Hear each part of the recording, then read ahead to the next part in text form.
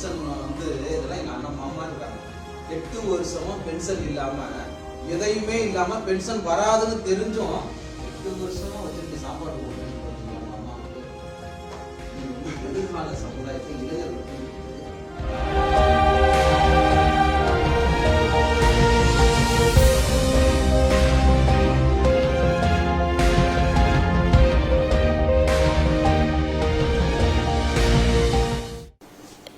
என் வீட்டுக்கார் பெயர் டி பிரான்சிஸு. நான் அவருடைய மனைவி ரோசலின் ஜெசிந்தா மேரி. நான் 8-9 வருஷமா பென்ஷன் வாங்காமல் ரொம்ப கஷ்டப்பட்டேன். என் பெரிய மக வீட்டில் தான் நான் தங்கியிருந்தேன். அவர் மூலியமாக தான் எனக்கு எல்லா உதவியும் கிடைக்கும்.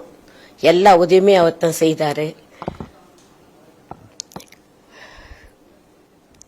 அப்புறமா நான் எங்கள் பென்ஷன் அதிகாரிக்கிட்ட வந்தேன். அவங்க மூலியமா எனக்கு பென்ஷன் கிடைக்க அவங்க எல்லா உதவியும் செய்தாங்க. பென்ஷன் வராமல் இருந்தது, 8-9 வருஷம் வராமல் இருந்தது. அவங்க மூலியமா தேவைக்கு சாப்பிடுறதுக்கு அப்படி என்ன பண்ணுவீங்க?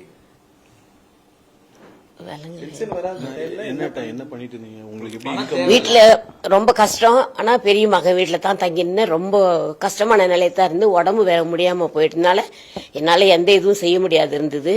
நான் என் பெரிய மகன் வீட்டில் தான் தங்கிட்டு அவங்க வீட்டிலேயே தங்கிட்டு அவங்களே எல்லா சௌகரியமும் எல்லா உதவியும் எனக்கு செய்தாங்க. மற்ற 2 மகன்களும் என்னை கவனிக்கிறதும் கிடையாது, பார்க்கறதும் கிடையாது. ஆனால் என் பெரிய மகன் மட்டும் என்ன ஒரு சின்ன சொல்லு கூட என்ன சொல்றது கிடையாது. வீட்டை விட்டு வெளியே போன்ற வார்த்தையை அவர் வாயில வராது. என்னை நல்லா அன்பா பார்த்துக்குவாரு, என்னை நல்லா அன்பா கவனிச்சுக்குவாரு. அவங்க மனைவி என்னை ரொம்ப நல்லா பார்த்துக்குவாங்க. அவங்களுக்கும் நிறைய தேவை இருக்கும். அவங்களும் படிச்சவங்க தான்.